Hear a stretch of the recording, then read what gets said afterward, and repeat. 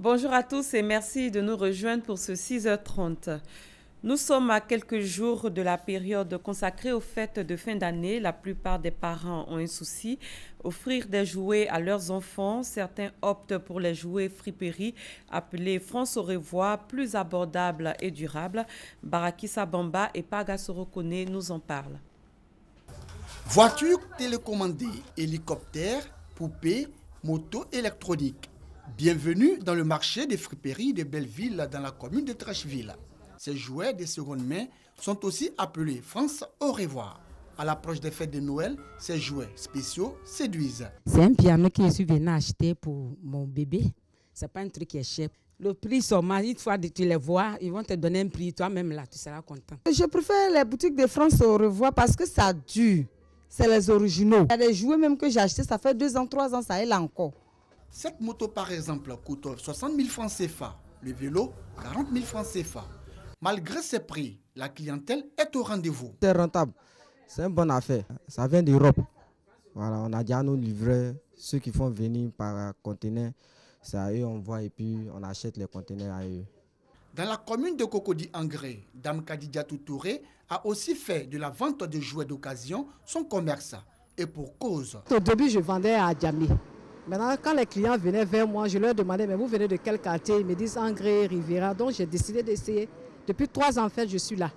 Bon, ça va. La friperie, souvent, c'est le truc unique. Tu peux acheter, c'est rare, tu vas avoir ailleurs. J'ai constaté qu'ici, particulièrement, c'est un peu plus moins cher par rapport à Djamé dans les autres coins. Ils payent le transport pour aller à Djamé, ils préfèrent acheter ici. En plus, c'est la qualité. Une fête de Noël sans cadeau, c'est le désespoir chez les enfants. Mais avec la vente de jouets pour toutes les bourses, de nombreux enfants retrouvent le sourire. Toujours dans le cadre des fêtes de fin d'année, l'autoroute du Nord sera beaucoup fréquentée par les automobilistes pour les appeler à être plus prudents afin d'éviter des accidents de la circulation. Le ministre chargé de la Défense, Paul Kofi, s'est rendu sur cette voie à Boussanougou. Le nombre d'accidents de la circulation s'est accru sur l'autoroute du Nord, surtout en cette période de fêtes de fin d'année avec souvent morts d'hommes et dégâts matériels importants. En empruntant ce dimanche l'axe Abidjan-Yamoussoukro, le ministre chargé de la Défense, Paul Kofi, a fait le constat de la vive allure à laquelle la plupart des conducteurs roulent sur l'autoroute du Nord. L'imprudence des usagers de la route et l'état défectueux de la pneumatique sont autant de facteurs d'accidents, d'où cet appel si bien aux conducteurs qu'aux populations. Nous avons constaté malheureusement qu'il y a de nombreux accidents sur nos routes et ces accidents sont pour la plupart à 95% le fait des hommes, c'est-à-dire des conducteurs, et à 5% la qualité du véhicule. Donc nous invitons, n'est-ce pas, les conducteurs à respecter le code de la route, notamment la limitation de vitesse, un élément très important, à ne pas conduire en état d'ébriété, et la population, que ce soit celle au bord de l'autoroute que des autres voies, à faire très attention, à ne pas s'exposer, prendre des risques, notamment lors des traversées. Il est bon de noter qu'un accident de la circulation venait de se produire au PK26, faisant un blessé. Espérons que l'appel du ministre chargé de la Défense sera entendu par tous pour éviter encore des pertes en vie humaine par accident sur l'autoroute du Nord. La localité de Mbengue, dans le nord de la Côte d'Ivoire, a désormais 2 nouveaux locaux. Il s'agit d'un commissariat et d'une préfecture. Le ministre d'État, ministre de l'Intérieur et de la Sécurité, Ahmed Bakayoko, a procédé à leur ouverture à Boussanougou. Bengué, département à 75 km au nord de Korogo, la police nationale y est désormais présente avec 50 agents pour assurer la sécurité des biens et des personnes jusque-là dévolues aux seuls gendarmes. Les opérations à cet effet seront planifiées ici dans ce commissariat flambant neuf, parcouru de fond en comble par le ministre d'État, ministre de l'Intérieur et de la Sécurité. Ahmed Bakayoko a également procédé à l'ouverture officielle des locaux propres à la préfecture, un autre joyau architectural, fruit de plusieurs années de négociations pour rapprocher l'administration des administrés, fait remarquer le doyen des cadres de Mbengue, par ailleurs médiateur de la République. Ngolo Koulibaly rend hommage au gouvernement et au chef de l'État pour cette double dotation pour renforcer l'autorité de l'État dans leur localité. Compte tenu de notre situation frontalière et de la survenance de problèmes de plus en plus récurrents, problèmes de terre et de vol d'animaux, sans oublier la menace djihadiste qui plane à nos frontières, le commissariat est bien à sa place ici à Mbengue. Chers frères et sœurs du département, applaudissez une fois encore le président Alassane Dramane Ouattara d'avoir accordé le département à Mbengue sans en réclamer un prix politique. Reconnaissance mais aussi doléance à l'État, bitumage de l'axe Korogo-Mbengue, 3 nouvelles sous-préfectures, 5 collèges de proximité, des infrastructures pour que Mbengue embarque dans le train de l'émergence et le ministre d'État Ahmed Bakayoko rassure. Quand la préfecture s'installe, ça veut dire que la route arrive, les écoles arrivent, les hôpitaux arrivent. Parce que c'est à la préfecture qu'on fait tout le travail de planification. Quand on se développe, malheureusement, à côté, il y a toujours des problèmes de sécurité. Donc il faut en même temps qu'on prenne des dispositions pour faire en sorte qu'il y ait la sécurité. Mbengue a été érigé en département en 2012. À cette date, le poste de police de la localité avait déjà fermé. C'était un reportage de Léon Brou. 401 réfugiés ivoiriens ont regagné la Côte d'Ivoire ce vendredi.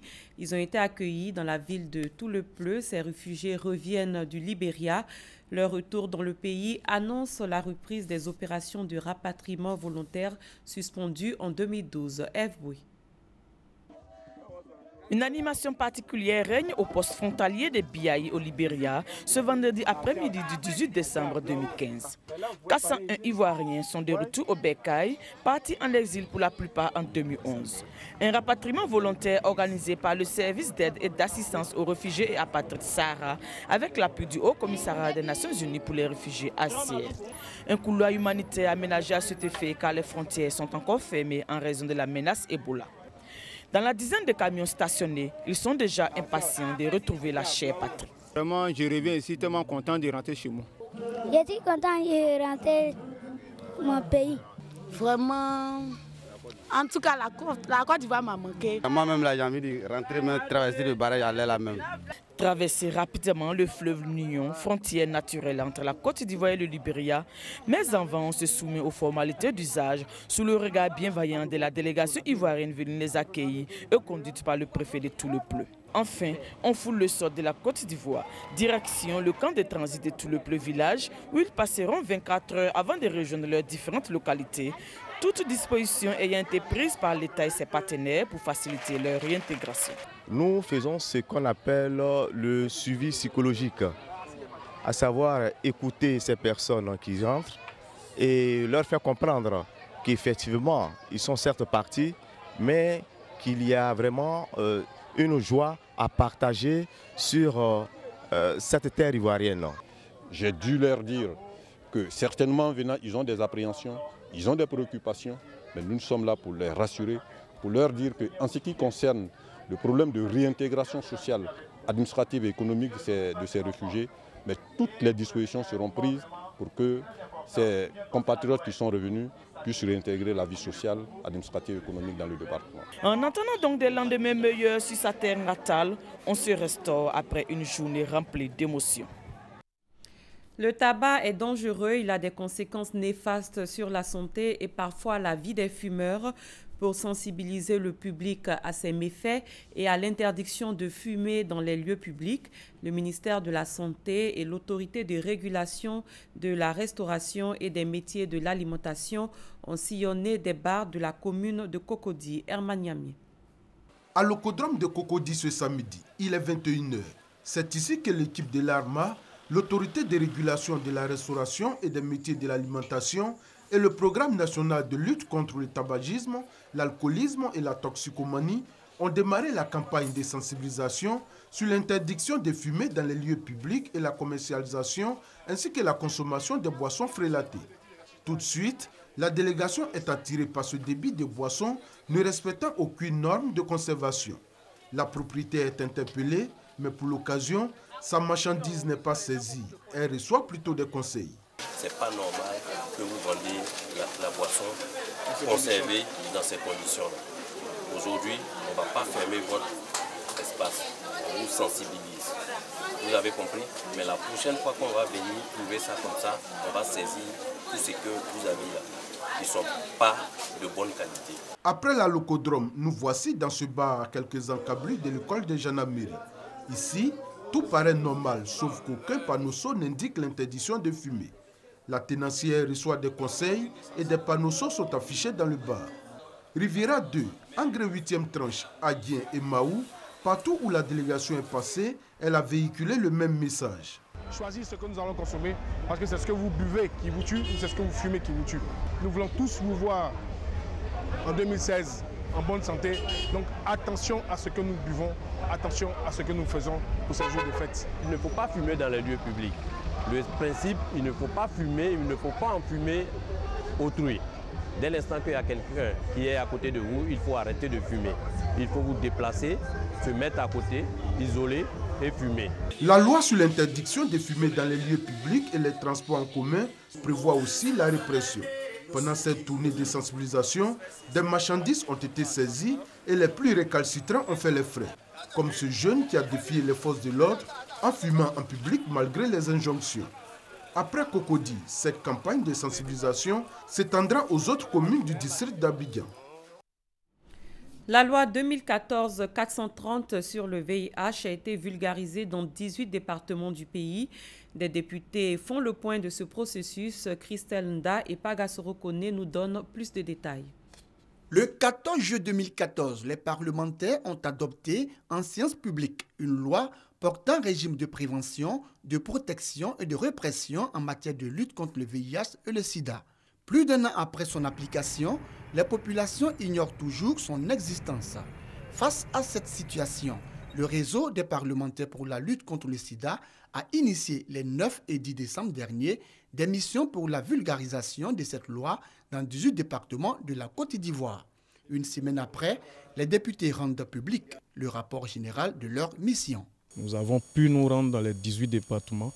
Tous ceux qui ont assisté à la séance ont été émerveillés et se sont appropriés cette loi-là. On est satisfait à 100%. Le volet prévention, la prévention concerne ceux qui ne sont pas encore infectés. Maintenant, pour ceux qui sont infectés, il y a le volet protection. Et puis, quand tout ça n'a pas marché, il y a le volet répression.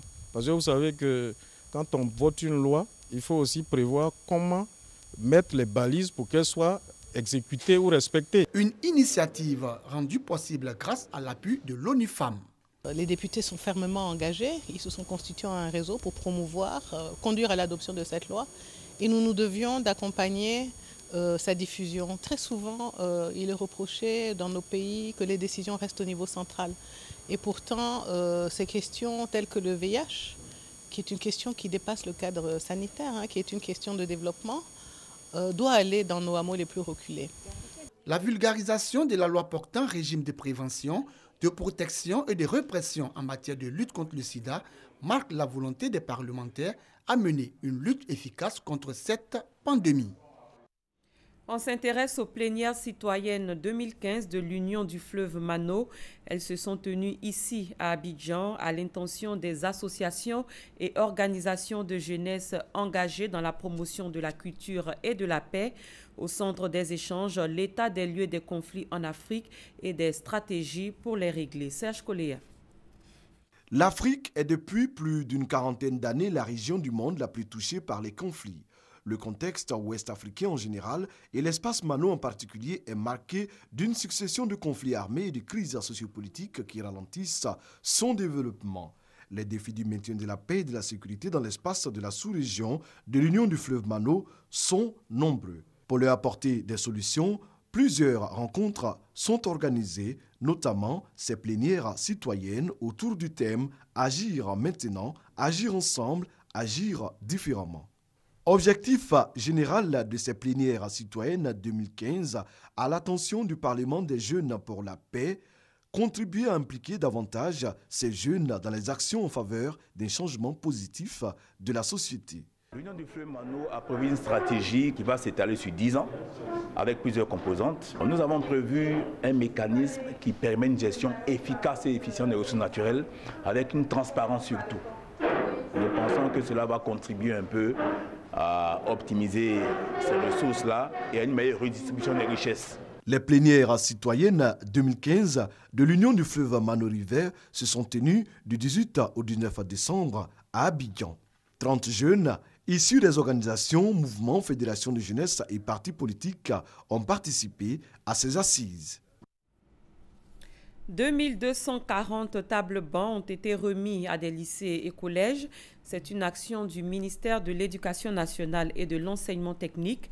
Elle devrait contribuer à combler le déficit de tables-bancs constaté dans des établissements. Herman Niamé. 2240 tables-bancs distribués à 7 établissements scolaires publics. Il s'agit du lycée municipal de Port-Boué, du lycée Gasson de Benjaville, du lycée municipal d'Abobo, du lycée Simone et Yves Gbagbo de Yopougon, des lycées mixtes 1 et 2 de Yamoussoukro et du lycée moderne de Katiola.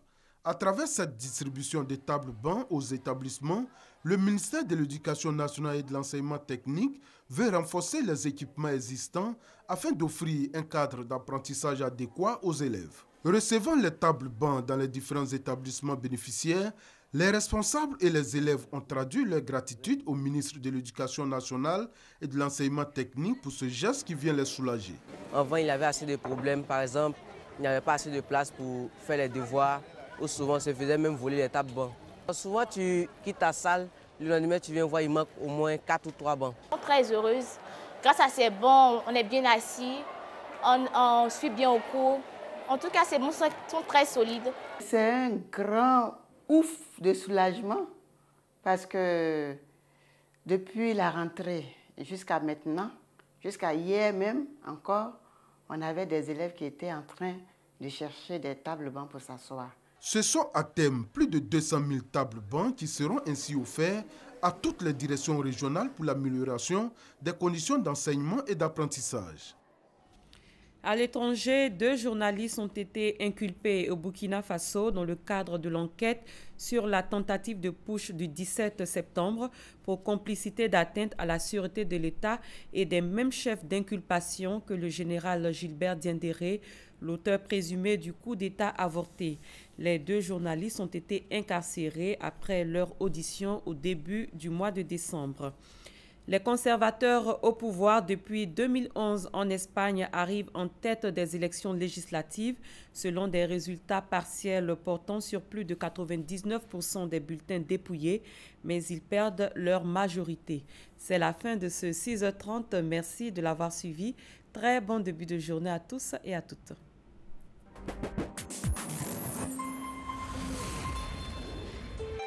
RTI 1, la chaîne qui rassemble.